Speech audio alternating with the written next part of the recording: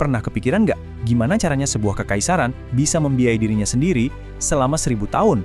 Jawabannya ternyata bukan soal emas atau rampasan perang loh. Tapi satu keputusan finansial yang jenius banget dan sering banget kelewat dalam buku sejarah. Nah, semua ini berawal dari dilema besar seorang penakluk. Yuk kita mundur jauh ke belakang, ke tahun 638 Masehi. Kekhalifahan Islam yang waktu itu masih baru, lagi jaya-jayanya nih. Mereka berhasil loh menaklukkan dua peradaban raksasa sekaligus, Persia dan sebagian besar Bizantium. Dan coba tebak apa yang mereka dapetin. Aset paling berharga di dunia kuno, yaitu tanah pertanian yang super subur. Nah, disinilah dilemanya muncul. Menang perang itu ternyata baru awalnya doang. Pertanyaan yang jauh lebih penting adalah, oke, kita udah menang, terus sekarang ngapain? Keputusan yang mereka ambil setelah ini bakal nentuin segalanya. Apakah peradaban baru ini bakal bertahan lama, atau malah hancur gitu aja? Coba deh bayangin skalanya. Ini bukan main-main. Dua kekaisaran besar loh runtuh. Seluruh kekayaan mereka, terutama tanah pertanian yang selama ini jadi sumber hidup jutaan orang, sekarang ada di tangan satu pemerintahan baru. Iya sih, emas dan harta rampasan lainnya banyak banget, tapi kan emas bisa habis. Nah, kalau tanah, kalau dikelola dengan benar, itu sumber kekayaan yang gak ada habisnya. Jadi, kalau kamu yang ada di posisi itu, megang aset segede ini, kira-kira apa yang bakal kamu lakuin? Ini bukan cuma soal ngatur-ngatur administrasi ya, ini pertanyaan yang fundamental banget, soal keadilan dan visi ke depan. Jawaban yang mereka pilih waktu itu yang bakal membentuk ekonomi dan sosial negara ini buat 1000 tahun ke depan. Gila kan? Taruhannya benar-benar gede. Oke, disinilah konflik utamanya dimulai. Jadi ada dua kubu. Di satu sisi ada tradisi, ya cara lama yang udah biasa mereka lakuin, tapi di sisi lain muncul sebuah visi baru yang radikal banget. Visi yang berani mempertanyakan segalanya dan melihat jauh-jauh ke masa depan. Biar ngerti masalahnya kita harus paham dulu satu konsep penting, ghanimah. Simpelnya ini tuh hak tentara atas rampasan perang. Coba bayangin kamu jadi prajurit yang udah mempertaruhkan nyawa di medan perang. Pastinya kamu berharap dapat bagian dari kemenangan dong, termasuk sepetak tanah. Dan ya, itulah yang diharapkan semua orang waktu itu, mulai dari prajurit biasa sampai komandannya.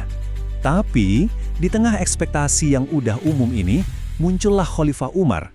Dia sebenarnya nggak menentang hak para pejuang kok, tapi pas semua orang fokus ke keuntungan sesaat di depan mata, dia justru melihat sesuatu yang lain, sebuah potensi bencana jangka panjang. Dia sadar kalau ngikutin tradisi kali ini, itu malah bisa ngancurin masa depan. Coba kita lihat perbedaannya. Ini bukan cuma soal dua kebijakan yang beda, tapi ini dua filosofi yang benar-benar bertolak belakang. Tradisi ghanimah itu ibaratnya ngasih jackpot sekali doang buat para prajurit. Udah, selesai. Sementara visi Umar, ini soal menciptakan semacam mesin pendapatan abadi buat negara yang bisa membiayai peradaban. Bukan cuma buat sekarang, tapi juga buat generasi-generasi yang akan datang. Nah, dari sinilah lahir ide yang benar-benar radikal, sebuah ide yang game-changing.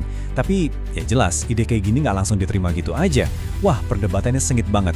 Dan argumen yang akhirnya menang, itulah yang pada akhirnya mengubah arah sejarah selamanya.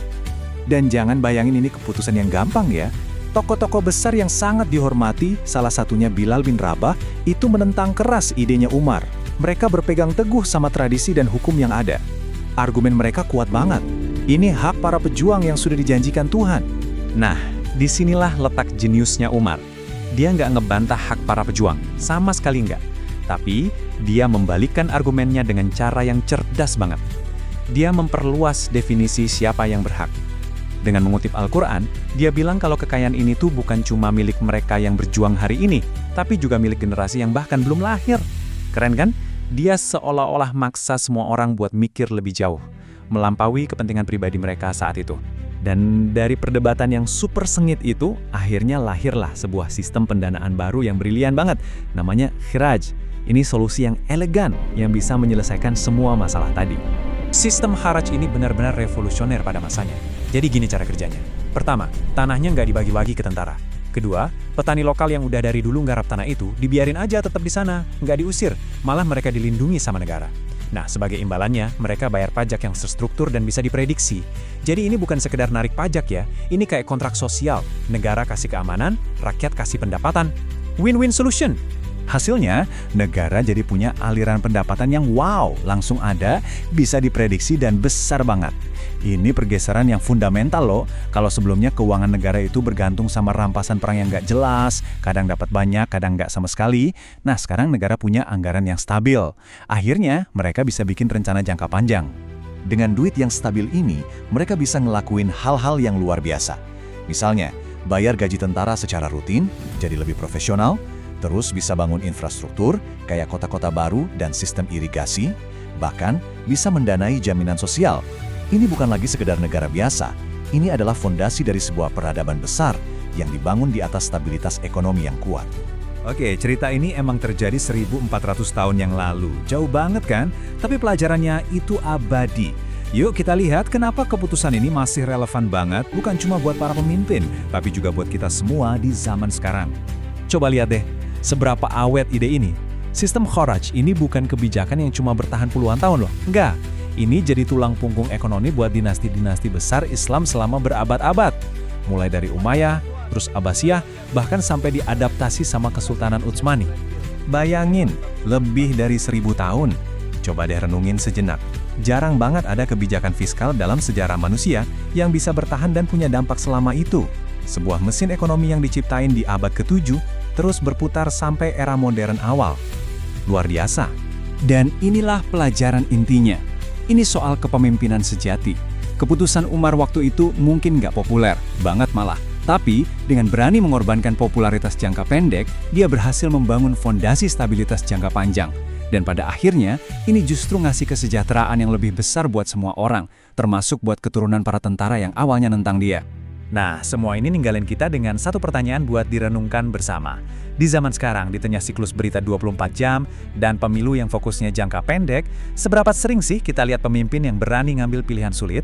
Pilihan yang nggak populer hari ini, tapi manfaatnya baru akan terasa buat generasi yang bahkan belum lahir. Sejarah udah nunjukin, justru keputusan-keputusan kayak gitulah yang benar-benar abadi.